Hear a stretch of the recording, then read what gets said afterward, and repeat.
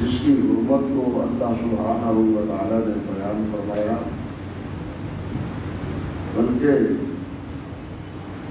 نہایت تحدید انگیز انداز میں اور سرزنش کی صورت میں یہ بات بھی ارشاد فرما دی کہ جو لوگ سود سے باز نہیں آتے، سود کو ہی اپنا کاروبار بناتے ہیں،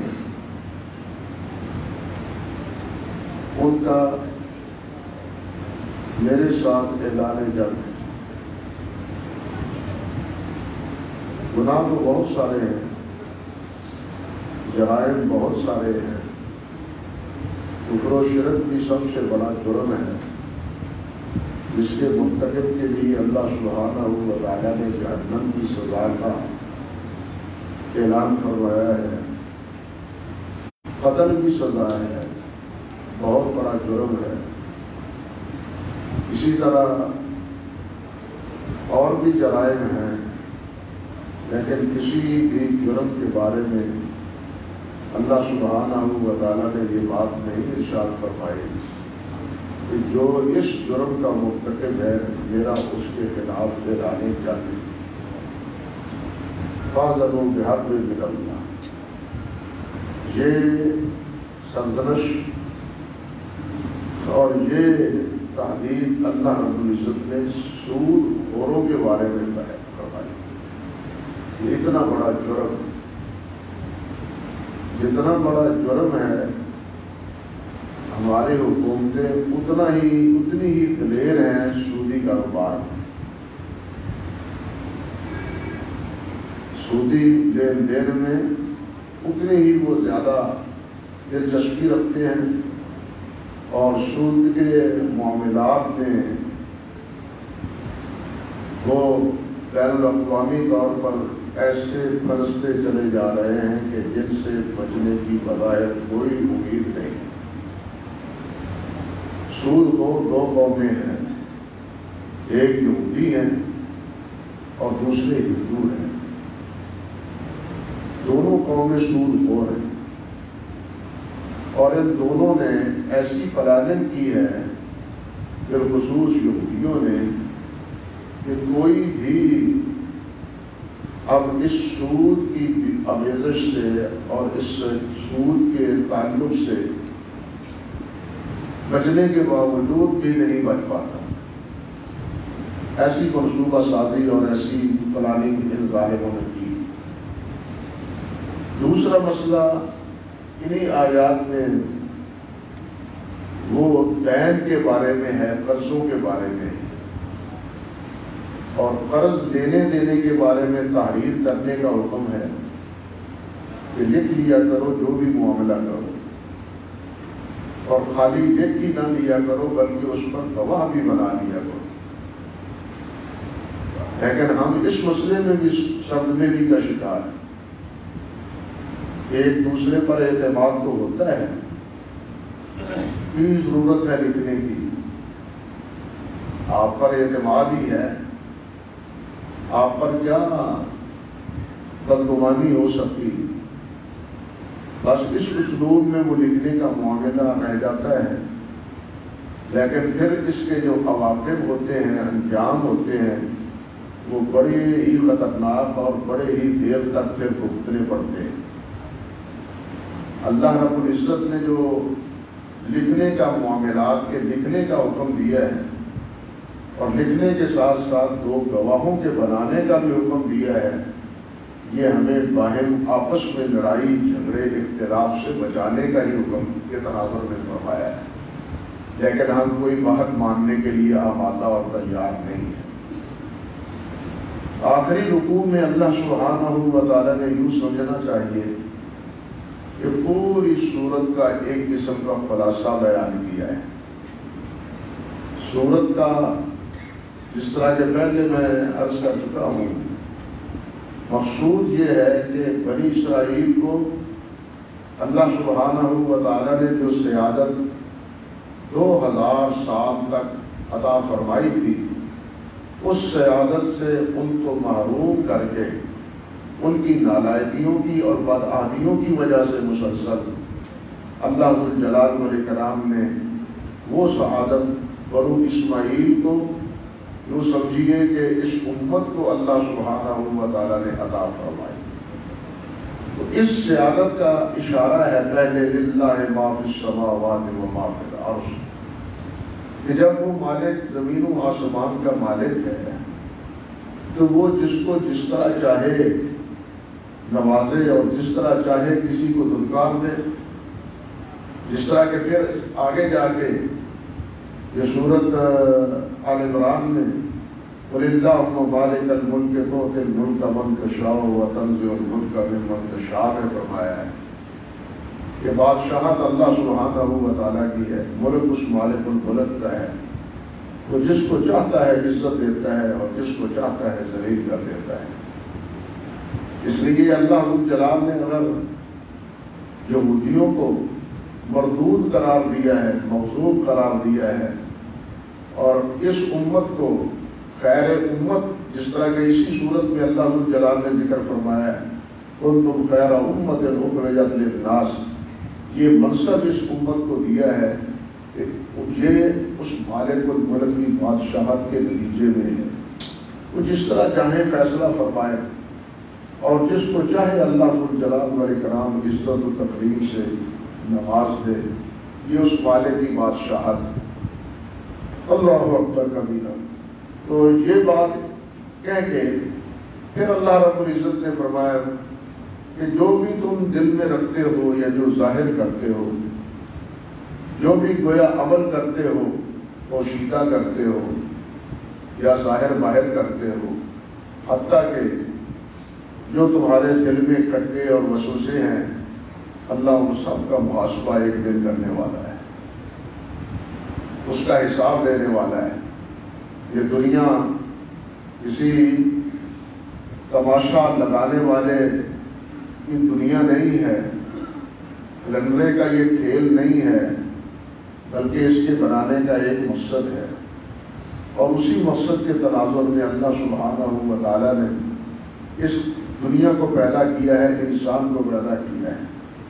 تو انسان سے اللہ رب الجلال ایک نہ ایک دن حساب لینے والا ہے.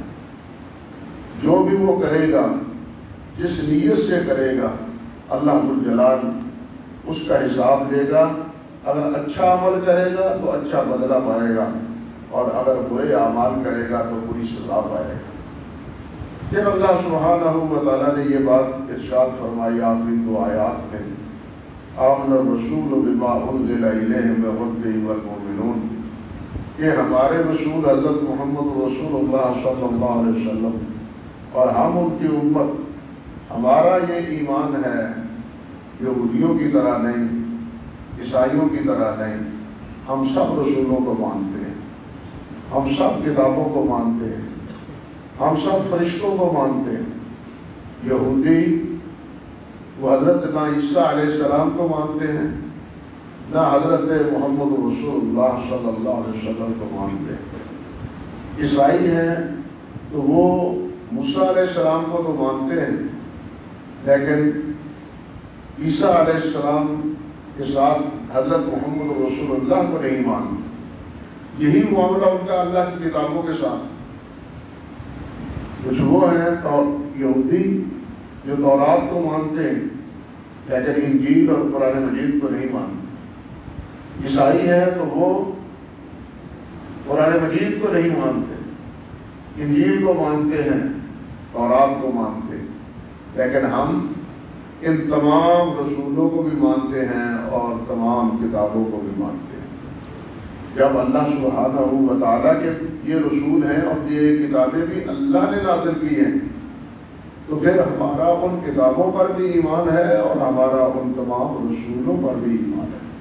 اور یہ ایمان سب سے پہلے اس کا اظہار ہمارے رسول نے کیا ہے صلی اللہ علیہ وسلم. آمن الرسول بما انزل الیہ من ربہ والمؤمنون کل آمن باللہ وملائکتہ وکتبہ ورسلہ لا نفرق بین احد من الرسل. اور پھر وقالوا سمعنا واطعنا، اور ہم نے، وہ کہتے کیا ہیں، ہم نے سنا، ہم اطاعت کریں گے. ہم نے یہ جو احکام اللہ ذوالجلال نے بیان فرمائے ہیں یا آئندہ بیان فرمائیں گے، ہم ان کو سنتے ہیں اور ساتھ اس کی فرم برداری بھی کریں گے۔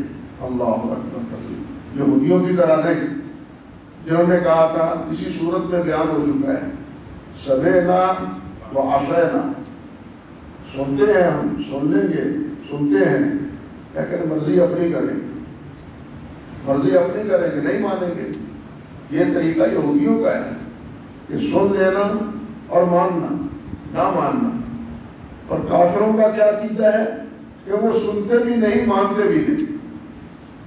آپ سمجھے نا، کافروں کا طریقہ یہ ہے، انہیں کہا تھا لا تسمعوا لہذا القرآن، اس قرآن کو سنو ہی نہ۔ یہودی کم سے کم یہ کہتے ہیں کہ چلو ہم سنتے ہیں، بلکہ جو حاضر نہیں ہوتے تھے، حدیث میں آتا ہے نبی علیہ السلام کی مجلس سے اٹھ کے جانے والوں سے پوچھتے تھے، آج کوئی نئی بات، آج کوئی نیا حکم، کوئی نئی آیت کیا آئی ہوئی؟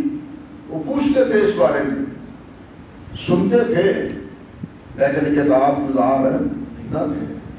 لیکن ایمان لانے والے بالخصوص حضرات صحابہ کرام رضوان اللہ علیہ اجمعین، وہ تو یوں کہنا چاہیے کہ اس آیت کا پورا 100% مصداق ہے۔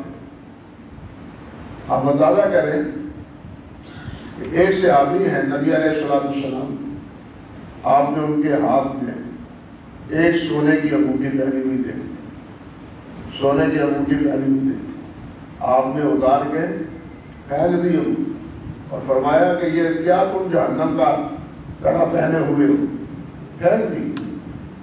نبی صلی اللہ علیہ وسلم نے اظہار ناراضگی فرمایا، اللہ اکبر کبیرہ۔ آپ تشریف لے گئے، انگوٹھی پڑی ہے، صحابہ کرام نے صحابی سے عرض کیا اٹھا لو، گھر اہلیہ کو جا کے دے دینا، اس کے لیے تو حلال ہے نا، مردوں کے لیے پہننا حرام ہے۔ مگر اس نے کیا جواب دیا کہ جس انگوٹھی کو حضرت محمد رسول اللہ نے پھینک دیا ہے، میں اس کو اٹھانے کے لیے تیار نہیں ہوں، میں اس کو اٹھانے کے لیے اٹھانے کا روادار نہیں ہوں، میں نہیں اٹھاتا اس کو۔ نبی علیہ السلام خطبہ ارشاد فرما رہے تھے، اللہ اکبر کبیرہ۔ خطبے کی حالت میں کچھ ساتھی باہر تھے اور کھڑے تھے، آپ نے صحیح ابو داؤد کی روایت، آپ نے فرمایا اجلسوا، بیٹھ جاؤ۔ حضرت عبداللہ بن مسعود رضی اللہ تعالیٰ عنہ کے بارے میں ہے کہ وہ دروازے میں آ رہے تھے اور ایک قدم دروازے کے اندر اور ایک قدم باہر تھا، وہیں بیٹھے۔ اللہ اکبر کبیرہ۔ اب یہ ہمت نہیں کی کہ پچھلا قدم اٹھا کے آگے رکھ لوں، یہ ہے سمعنا وأطعنا۔ بلکہ ایک روایت میں ہے کہ ایک صحابی گلی میں آ رہے تھے، مدینہ طیبہ کی گلی میں جمعے کے لیے آ رہے تھے، اور انہوں نے گلی میں ہی یہ نبی علیہ السلام کی آواز مبارک سنی، اجلسوا، بیٹھ جاؤ، وہ وہیں بیٹھے۔ اب انہوں نے یہ ہمت نہیں کی کہ جناب آگے چل کے مسجد میں پہنچ بیٹھ جاؤ، نہیں، سرکار نے فرمایا ہے بیٹھو، لہذا بیٹھنا ہے۔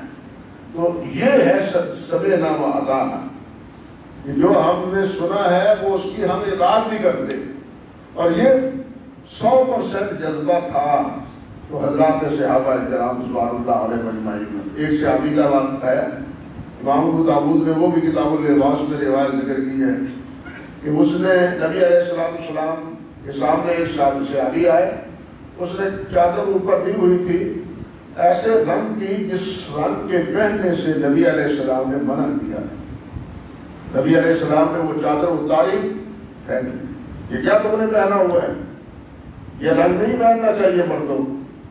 اب اس اللہ کے بندے نے کیا کیا، اللہ اکبر کبیرہ، چادر اٹھائی اور جا کے جلتی ہوئی آگ میں اس کو ڈال دیا اور جلا دیا۔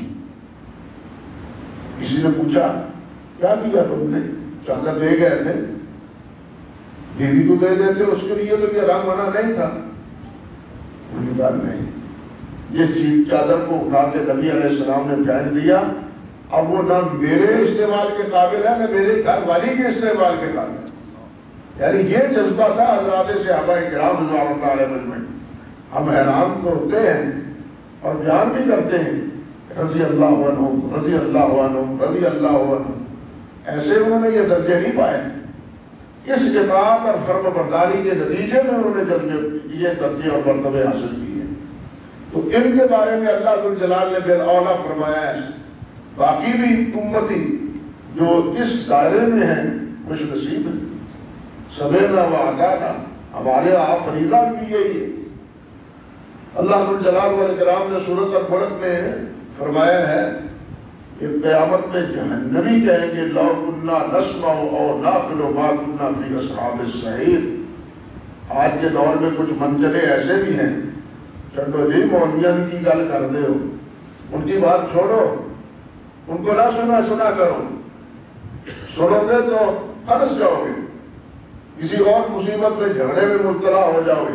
یہ کہتے ہیں مسجد میں نہیں آتے، مولوی کی بات سننے کے لیے تیار نہیں ہیں. لیکن یہ جو سنتے نہیں ہیں ان کے ڈانڈے ملتے کس سے ہیں؟ ایک وہ تھے جو کہتے ہیں لا تسمعوا، نہ سنو، لا تسمعوا ھذا القرآن، اس قرآن کو نہ سنو. ایک وہ ہے مولویوں کو نہ سنو. پھر مولوی قرآن بیان کرتے ہیں، نبی علیہ السلام کا فرمان بیان کرتے ہیں.